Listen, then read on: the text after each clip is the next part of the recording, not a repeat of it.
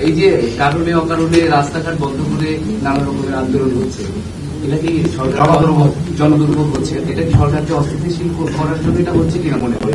এই ক্ষেত্রে আমি আপনাদের সহযোগিতাটা সবচেয়ে বেশি চাচ্ছি।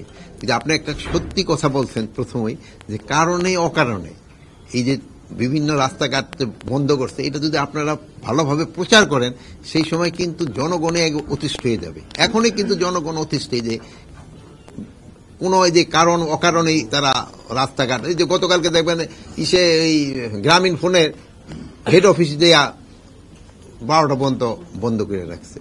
এগুলি আপনারা মিডিয়া বলেন, এরা এই জিনিসগুলো আমাদেরও কিন্তু একটা ধৈর্যের সীমা থাকা দরকার। আমাদের কিন্তু ধৈর্যের সীমা কিন্তু শেষ করে দিচ্ছে তারা। তারপরে ধরেন আমরা যদি আবার কোনো সময় অ্যাকশনে যাই, সেই সময় আবার আপনারা বলেন পুলিশ এই আগের পুলিশের মতোই হয়ে গেছে। এই ক্ষেত্রে আপনারা তাদের একটু বলা দরকার যে তারা যে কারণে অকারণে করতেছে, তারা এটা রাস্তাঘাট ব্লক না করে তাদের যে ঊর্ধ্বতন কর্তৃপক্ষের কাছে তারা জানাইতে পারে।